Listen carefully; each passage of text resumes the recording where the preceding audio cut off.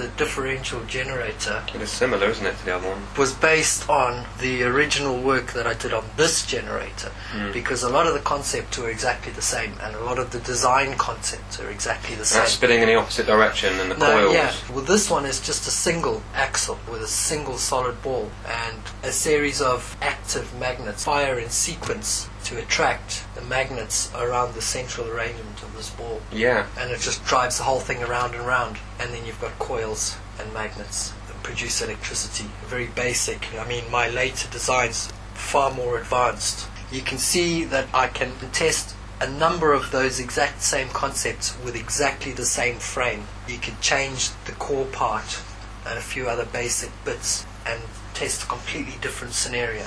So it's doable. You can test about 5 or 6 of my ideas directly by just redesigning a few core components. Yeah, I see. That's good. It's simplicity and flexibility.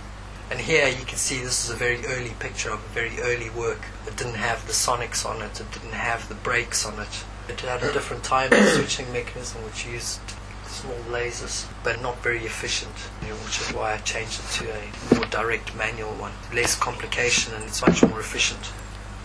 Yeah, and so essentially that's it. That's the lot. That's the whole story from beginning to end. Oh, really? Yeah. God, okay.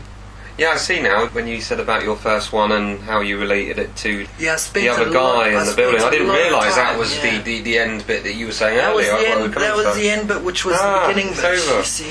But I spent a lot of time, over a year, designing on paper and constructing at the same time as you go. So what's your favourite one? The one you showed first? Yes, the one I showed first, because it's the most complete design, as in it's all designed, all the parts are there, everything. Well, of course it's your favourite one. It's the one you actually put into a complete design, isn't it? It's the one that I came up with after completely redesigning my first sequencing magnet drive.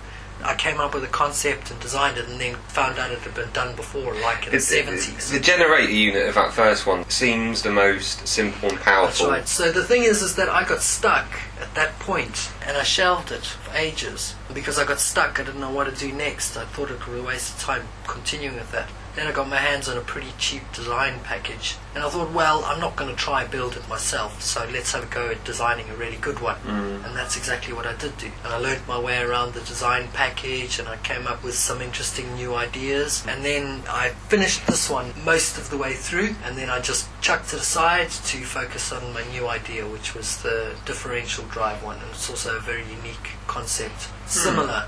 The ways that it works and the technologies that it uses is almost the same. It's just a different way of doing it. Yeah, that's fascinating. What's your ball made out of? The ball itself is made out of silicon nitride. Oh yeah, you said silicon nitride. Yes, because it's a very dense ceramic material. So it's not prone to heat? But it's non-magnetic, yes, and it's very heat resistant. Right. And it does not conduct electricity. Yeah, so it's perfect. It's invisible to magnetism. Haven't you got a danger of the gear cogs and the tracks overheating? Yeah, maybe, possibly. I'm sure there's something you can do about that. Yeah, well, I've built fans into it. Yeah, exactly, that's all you need to do. And if the concept works well enough and produces that much enough extra electricity, then surely cooling isn't a problem. No. You can just put in a different cooling system that uses more juice. But if it's producing more juice, then it's not a problem. And if they really, I've tried to keep this simple. Yeah, I see. I've tried to keep this simple. I've only done that really because, again, you shouldn't have to run this terribly, terribly fast for it to produce plenty. Is that right? Yeah. Yeah. And it should run normally at not a horribly high temperature, probably in the region of about 40, 50, maybe a bit higher. It is built to withstand a lot of heat, though, the whole thing. Okay. And everything is figured out nice, so that it's all safe and it's all, how do you say, solid. It can withstand. And yet it's functional. You can put it together, you can assemble it relatively easily, you can change it and adjust it and work on it pretty easily. And most of it is made out of aluminium. I've done that because aluminium, it's non-magnetic. Oh, okay. But it does conduct electricity.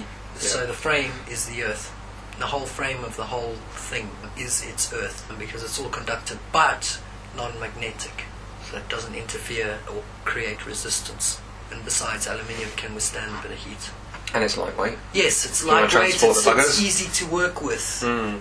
and that's it. Yeah, that's good. I understand. A large percentage, I think. Let's have a look at the original first page design again.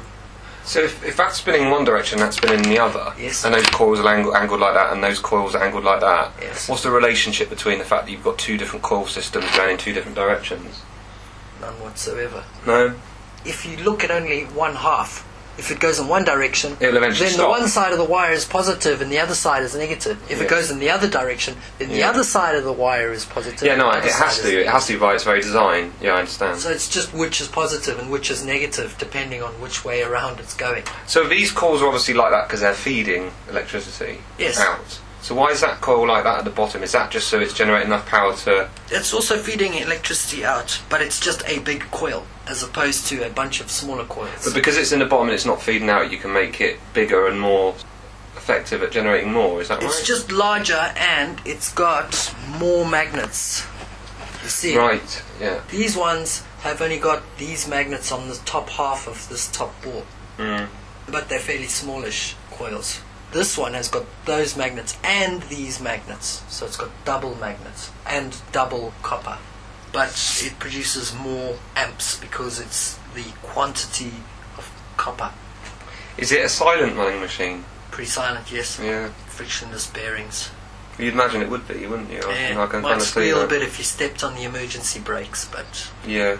that's only there literally for emergencies. Normally you would control it with the electronics more or less. How simple can you get? And the only reason on the control box that you there could was tell two... even when you were testing it, even though in theory it does work, if anyone was worried about dangers, you could easily safe house it, couldn't you, as you were testing it? Yeah, sure. You could easily probably safe house it, even as a precautionary measure that you didn't need You when you put it out. You wouldn't need to. All you would need to do is just behave like a sensible human being, if you're right. And it was balanced, yeah. Yeah, you start off feeding it a little bit. Yeah. You don't just like, let's see what it can do, you know what I mean? Maximum power, dude! Don't go to the Americans. Do you know what happened to Dr. Robert Adams? You see, his first design that he made was a very clever one with a very clever self-timing mechanism. Alright? That just automatically, okay, it's in the right position, it switches on, it's in the right position, it switches on, and around it goes. Self-timing mechanism, and he fired it up. You know what happened? The machine went faster and faster and faster and faster and faster and faster and faster, and it blew itself to pieces. Really? Yes.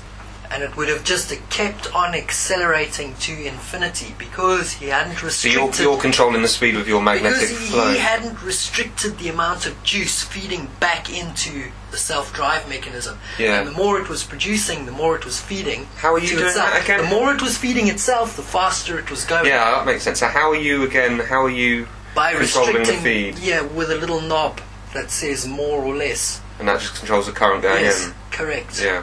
It just controls how much you feed to the. Is that done like by little cut-off boxes or something? Yeah, or? just a little circuit. Yeah. Potentiometer thing. Yes, it's just a simple matter of controlling how much juice is feeding back into the drive. Because if you leave it to its own devices, then you are in shit. I want one on the back of my bike. As demonstrated by Dr. Robert Adams, who lost his first machine to pieces. He's lucky he didn't lose his life by the sound of it. Yeah, no, it was just a small little thing. This one, however, is fairly larger and much more powerful and therefore also much more dangerous. But it's